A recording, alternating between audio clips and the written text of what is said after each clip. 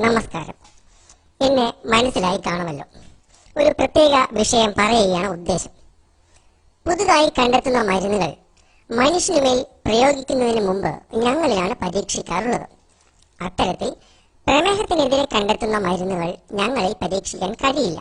കാരണം ഞങ്ങൾക്ക് പ്രമേഹം ഉണ്ടെങ്കിലല്ലേ ആ മരുന്ന് കുത്തിവെച്ചിട്ട് കാര്യമുള്ളൂ. അതിനായി മനുഷ്യൻ ആദ്യം ഞങ്ങളിൽ പ്രമേഹം വരുത്തുന്നതിനായി മരുന്ന് കുത്തിവെക്കും. അതിനുശേഷമാണ് പ്രമേഹത്തിനെതിരെ കണ്ടെത്തിയ മരുന്ന് കുത്തിവെച്ച് ഫലമറിയുന്നത്.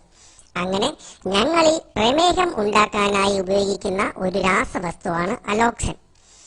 ഈ വിഷം കേരളീയർ നിത്യം അകത്താക്കുന്നു എന്ന് കേൾക്കുമ്പോൾ എന്തു തോന്നുന്നു?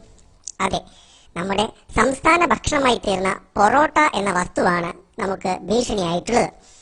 ഹോട്ടലിൽ കയറിയാൽ കുട്ടികൾക്ക് അത് മാത്രം മതി എന്ന സ്ഥിതിയാണ്. കണക്കുകൾ നോക്കുമ്പോൾ ഇന്ന് ഏറ്റവും കൂടുതൽ പ്രമേഹ രോഗികൾ ഉള്ളത് കേരളത്തിലാണ്. ഈ പൊറോട്ട അഡിക്ഷനും പ്രമേഹവും തമ്മിൽ എന്തെങ്കിലും ബന്ധമുണ്ടോ എന്ന് നോക്കാം.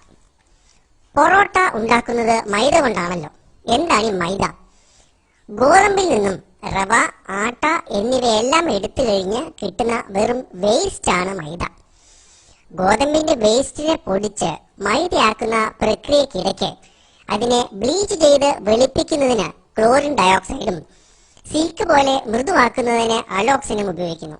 ഇത്തരത്തിൽ അലോക്സിൻ കലർന്ന മൈദ ഉപയോഗിച്ചുള്ള ഭക്ഷണങ്ങൾ കഴിക്കുമ്പോൾ അലോക്സിൻ ശരീരത്തിൽ കലരുകയും മനുഷ്യ ശരീരത്തിൽ ഇൻസുലിൻ ഉൽപ്പാദിപ്പിക്കുന്ന പാൻക്രിയാസിലെ ബീറ്റ സെല്ലുകളെ നശിപ്പിക്കുകയും ചെയ്യുന്നു.